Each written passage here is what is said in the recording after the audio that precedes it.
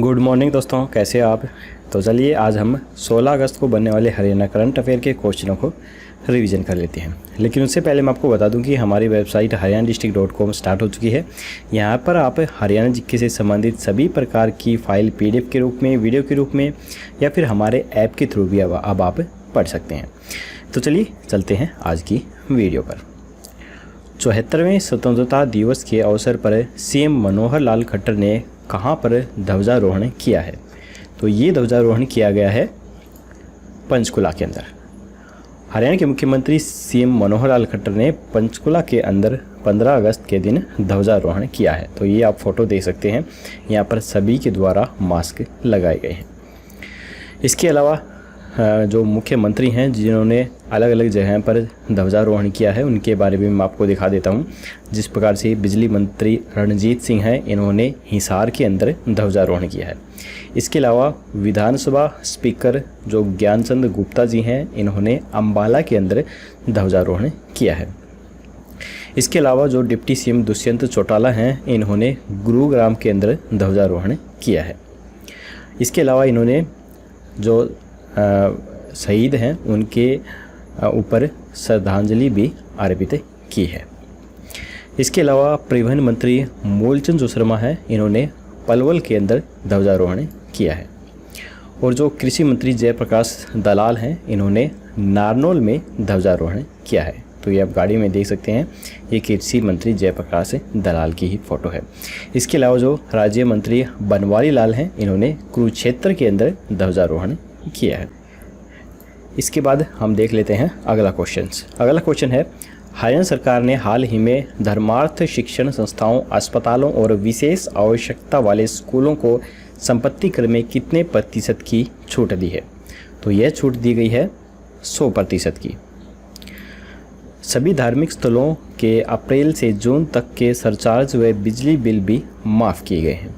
सरकार की ओर से संपत्ति कर से जुड़े नियमों को और प्रभावी बनाने के लिए शहरी स्थानीय निकाय विभाग की 11 अक्टूबर 2013 की अधिसूचना में अनेक संशोधन किए गए हैं। नगर निकायों के अधीन आने वाले गांवों के लाल डोरा के दायरे में उन गांवों के संपत्ति कर में 50% की एक मुफ्त छूट का प्रावधान भी किया गया है, जिनके मालिक 31 अक्टूबर तक पिछले 10 साल तक का सभी बकाया भुगतान जमा करा देंगे। 31 अक्टूबर तक पूरी संपत्ति कर जमा कराने वाले मालिकों को 10% की यहाँ पर छूट भी दी जाएगी।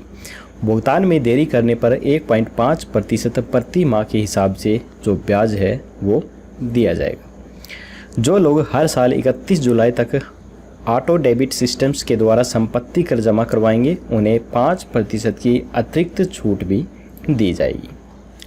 तो चलिए इसके बाद अगला जो प्रश्न है वो है, हरियाणा शहीदी स्मारक में कितने शहीदों और स्वतंत्रता सेनानियों के नाम उकेरे गए हैं? तो ये उकेरे गए हैं 1448 स्वतंत्रता सेनानी और शहीदों के नाम। तो यहाँ पर आप देख सकते हैं ये शहीदी स्मारक बनाया हुआ है और यहाँ पर नाम इनका लिखा गया है।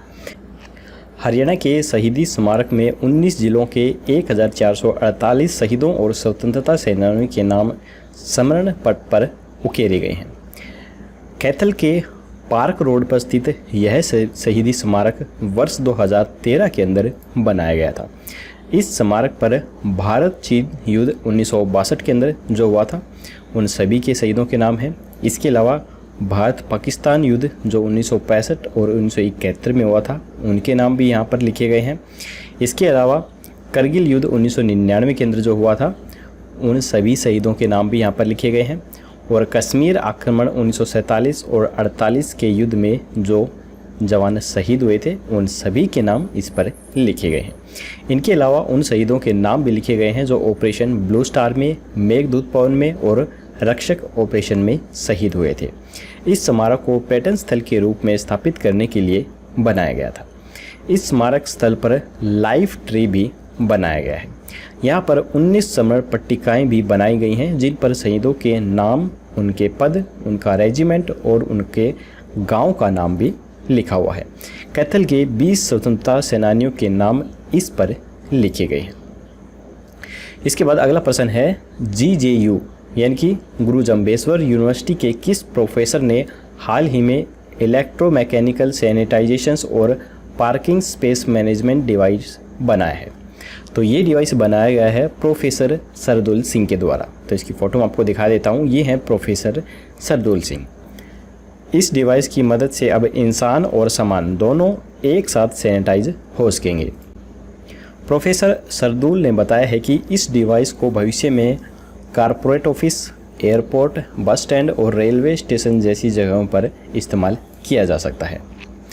इस इलेक्ट्रोमैकेनिकल सैनिटाइजेशन डिवाइस की सबसे बड़ी खासियत यह है कि जब भी इस डिवाइस को अकेले किसी इंसान के सैनिटाइजेशन के लिए इस्तेमाल में लाया जाता है तो उस समय ऑटोमेटिक तरीके से सामान का जो सैनिटाइजेशन सिस्टम होता है वह ऑफ हो जाता है।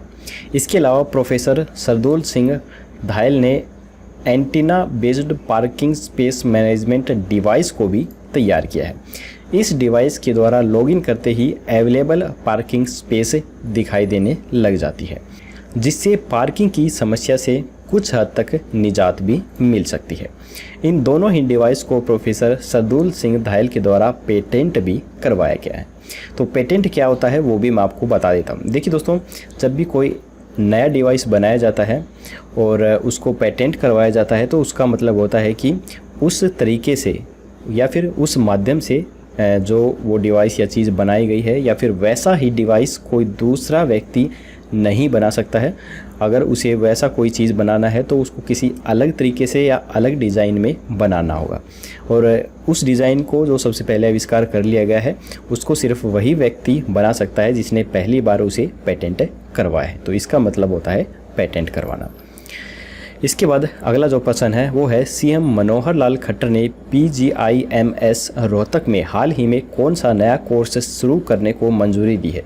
तो ये मंजूरी दी गई है DM कोर्डियक्स एंथेसियोलॉजी कोर्स को।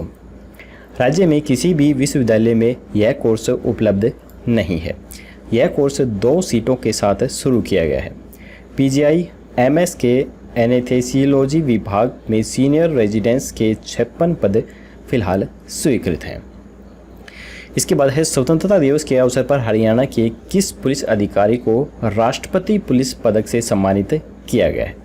तो ये सम्मानित किया गया है अरविंद सिंह चावला को। तो यहाँ पर आप फोटो में देख सकते हैं, ये हैं अरविंद सिंह चावला। प्रशासन के पद पर तैनात अरविंद सिंह चावला को राष्ट्रपति पुलिस पद से सम्मानित किया गया है, जबकि 11 अन्य और भी पुलिस अधिकारी हैं जिनको सराहनीय सेवाओं के लिए पुलिस पदक से सम्मानित किया गया है। तो ये जो 11 पुलिस अधिकारी हैं इनके बारे में भी मैं आपको बता देता हूँ। चंडीगढ़ में तैनात इंस्पेक्टर रामलाल को, रोहतक के sub inspector Rakesh money, Panchkula के सब इंस्पेक्टर महेंद्र सिंह, और इसके बाद है HAP मधुबन में तैनात सब इंस्पेक्टर जगदीश प्रसाद, रेवाड़ी के सब इंस्पेक्टर रविंदर सिंह, फरीदाबाद के सब इंस्पेक्टर निहाल सिंह, पंचकुला के सब इंस्पेक्टर महासिंह, अम्बाला के शाहजहाँपुर से SHO traffic एग्जेम्प्टी sub inspector Ram Kumar, Karnal के ASI cyber cell Karamvir Singh, Panchkula में ASI क्राइम राजेश कुमार, और पंचकुला से ही स्टेट क्राइम ब्यूरो के एग्जाम्प्टी ASI शिव कुमार को सम्मानित किया गया है। इसके बाद अगला जो प्रश्न है वो है, हरियाणा विधानसभा ने हाल ही में मानसून सत्र कब से शुरू करने का फैसला लिया है? तो ये फैसला लिया गया है 26 अगस्त सन 2020 से।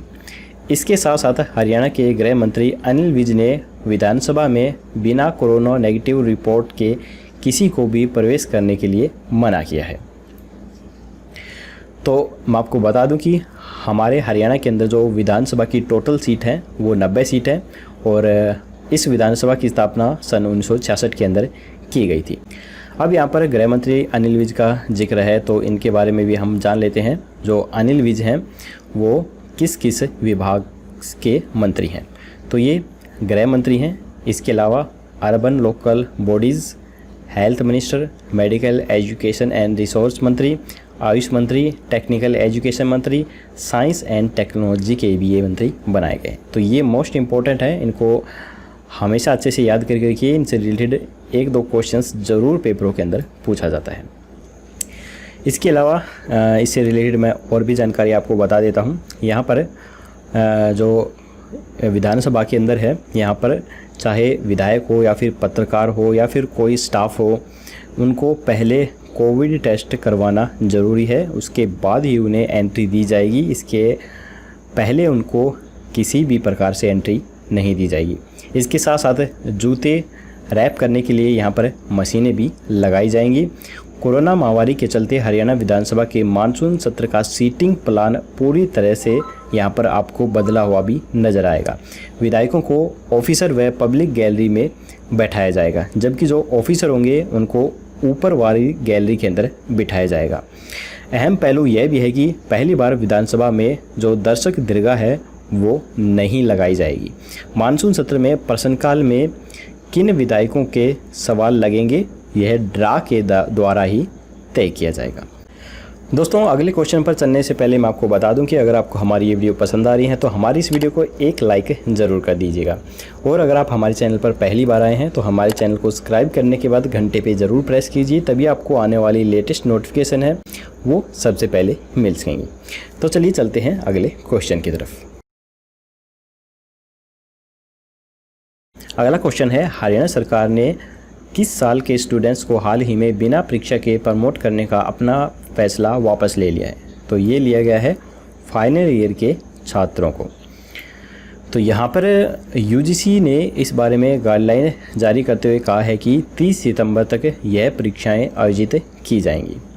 तो यूजीसी की जो फुल फॉर्म होती है यह है यूनिवर्सिटी ग्रांट कमीशन। इसकी स्थापना सन 1956 में की गई थी और इसकी जो पहले अधिकारी थे शांति स्वरूप भटनागर, और इसका जो हेडक्वार्टर है वह नई दिल्ली के अंदर स्थित है। और इसके अलावा मैं आपको बता दूं कि हरियाणा सरकार के द्वारा परीक्षा न लेने वाला फैसला मान्य न होकर नया फैसला ही लागू होगा। इसके तहत सभी विश्वविद्यालयों को फाइनल ईयर के विद्यार्थियों की परीक्षाएं सितंबर माह के अंत तक संपन्न करवानी जरूरी है। यूजीसी ने 30 सितंबर तक यह फैसला दिया है कि तब तक ये जो परीक्षाएं हैं ये कंप्लीट हो जानी चाहिए।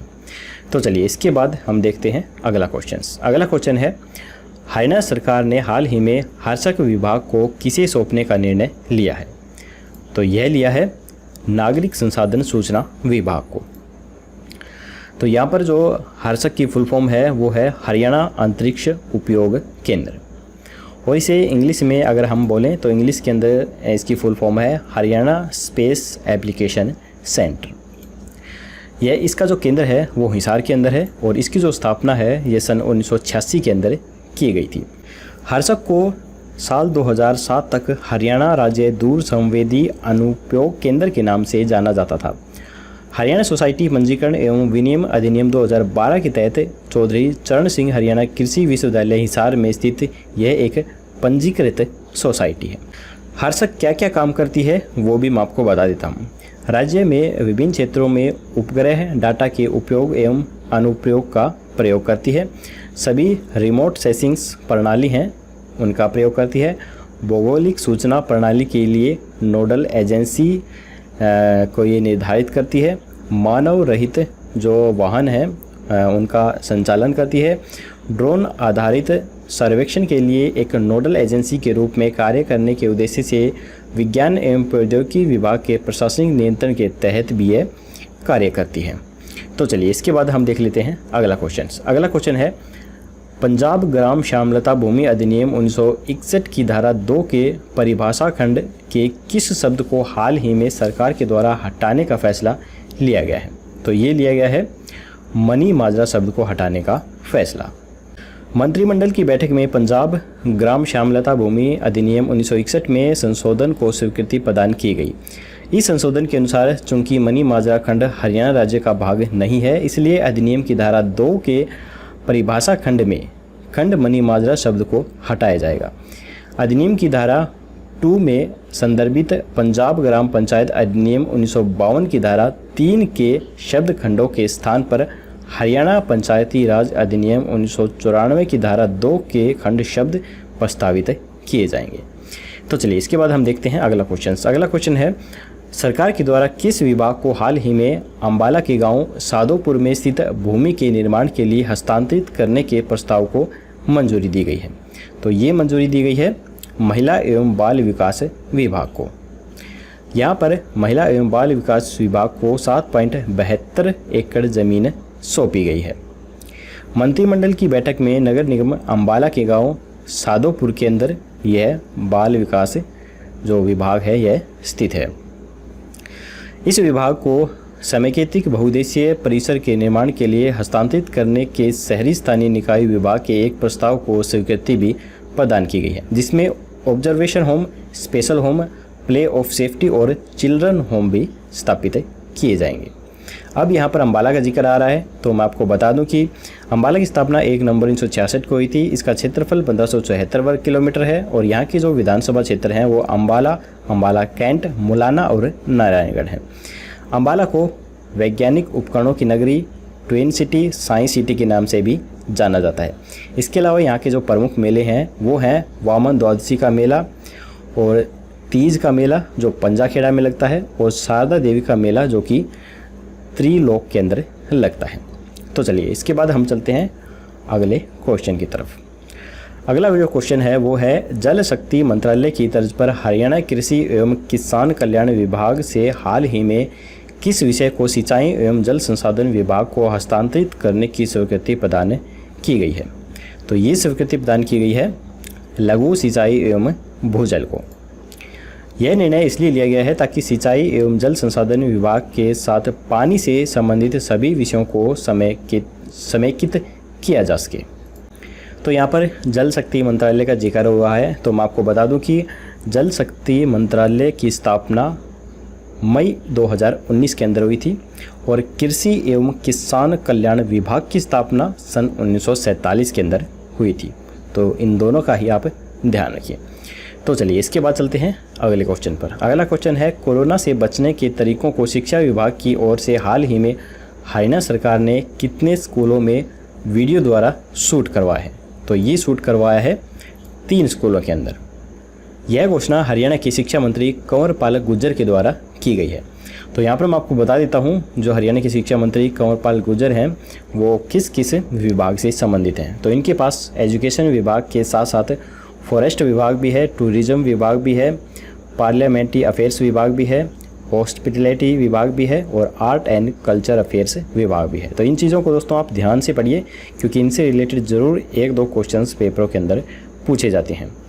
तो इस क्वेश्चन से रिलेटेड कुछ और जानकारी मैं आपको बता देता हूँ।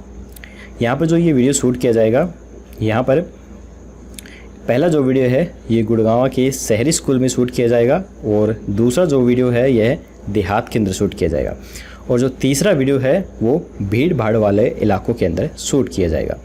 तीनों वीडियो में कोरोना से बचने के लिए महत्वपूर्ण जानकारी दी जाएंगी।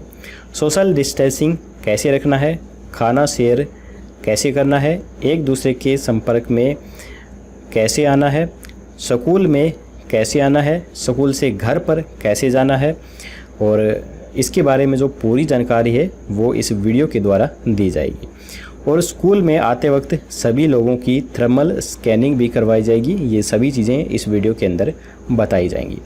जिस किसी को बुखार या खांसी की शिकायत है उनको स्कूल के अंदर एंट्री नहीं दी जाएगी। इसके अलावा मास्क पहनना बेहद ज़रूरी होगा, इसके बगैर स्कूल के अंदर एंट्री नहीं करवाई जाएगी।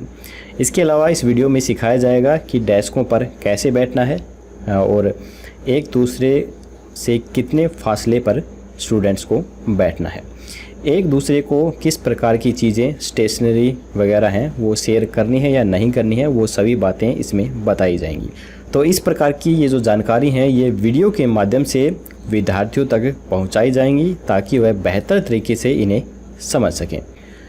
इसके अलावा शिक्षा मंत्री कंवर पाल गुर्जर ने बताया है कि हर स्कूल के 3 गेट बनाए जाएंगे और तीनों गेट अलग अलग जगह की तरफ खुलेंगे, जहां पर 10वीं, 11वीं और 12वीं कक्षा के जो विद्यार्थी हैं वो तीनों गेटों से अलग अलग एंट्री करेंगे और छुट्टी होने के दौरान भी वो तीनों गेटों से अलग अलग गेटों के द्वारा ही एग्जिट करेंगे। तो इस चीज़ की जो जानकारी है वो सभी इस वीडियो के द्वारा बताई जाएगी। तो चलिए अब चलते हैं हम क्वेश्चन नंबर 14 की तरफ। हरियाणा में ऑक्सीजन की कमी को दूर करने के लिए किस मशीन का प्रयोग किया जाएगा? तो इसके लिए प्रयोग किया जाएगा high flow nasal cannula machine का। तो ये जो मशीन होती है ये मरीज़ों को 60% तक ऑक्सीजन की सप्लाई करती है।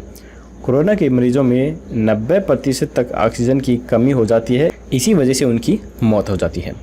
साधारण मशीनें सिर्फ 15% तक ही ऑक्सीजन दे पाती हैं। तो ये जो मशीन बनाई गई है ये 60% तक ऑक्सीजन दे पाएगी। इस मशीन के द्वारा जो मरीज़ कोरोना से ग्रस्त है, अगर उन्हें इस मशीन के द्वारा ऑक्सीजन दी जाती है तो उनके अंदर 24 से 48 घंटे के अंदर बेहद ही तेज़ रफ्तार से जो सुधार है वो होने लगता है। इस वजह से इस मशीन को यहाँ पर प्रयोग किया गया है। तो दोस्तों हमारे आज के करंट अफेयर के क्वेश्चन यहीं पर ख़त्म होते हैं। अब हम कल का क्वेश्चन देख लेते हैं। कल हमने आपसे पूछा था कि हरियाणा का कौन सा ज़िला खेलो इंडिया यूथ गेम्स 2021 की मेज़बानी करेगा। तो मोस्ट इम्पोर्टेंट क्वेश्चन है और पेपरों के अंदर ये पूछा जा सकता है। तो इसका जो राइट आंसर है वो है पंचकुला, पहले नंबर वाला इसका राइट आंसर है। इसकी घोषणा केंद्रीय खेल मंत्री किरण रिजिजू के द्वारा की गई है। हरियाणा में खेले जाने वाले इन गेम्स की डेट टोक्यो ओलंपिक्स के बाद फाइनल की जाएगी। केंद्रीय खेल मंत्री रिजिजू ने कहा है कि इस साल कोरोना के चलते ये नहीं खेले जाएंगे, इसी वजह से ये गेम्स अगले साल आयोजित किए जाने हैं। 2018 में हरियाणा ऑल ओवर चैंपियनशिप रहा था, जबकि गुवाहाटी एडिशन में हरियाणा सेकंड स्पॉट पर रहा था। तो चलिए अब हम देख लेते हैं आज का क्वेश्चन। आज का क्वेश्चन है हरियाणा विधानसभा को पेपरलेस बनाने के लिए कितने रुपए का बजट पेश किया गया है? तो यहाँ पर 4 ऑप्शन दिए गए हैं, 10 करोड़, 15 करोड़, 20 करोड़ या फिर 25 करोड़। तो आपको जो राइट आंसर है वो हमें कमेंट बॉक्स में बताना है। तो हमारी जो वीडियो है यहीं पर ख़त्म होती है। दोस्तों अगर आपको हमारी वीडियो पसंद आई तो हमारी इस वीडियो को एक लाइक ज़रूर कर दीजिए और अपने दोस्तों के साथ शेयर करना बिल्कुल मत भूलिए। तो जल्दी ही मिलेंगे ऐसी ही एक और नई वीडियो के साथ। तब तक के लिए जय हिंद, जय भारत।